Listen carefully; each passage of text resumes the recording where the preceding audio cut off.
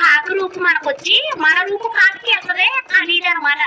ఏది 26 గంటలు అరానే కొబ్బరి నూనె ఎక్కడుంటే మా అమ్మమ్మ అక్కడే ఉండేది, తెగరా చేసుకుండేది కొబ్బరి నూనె.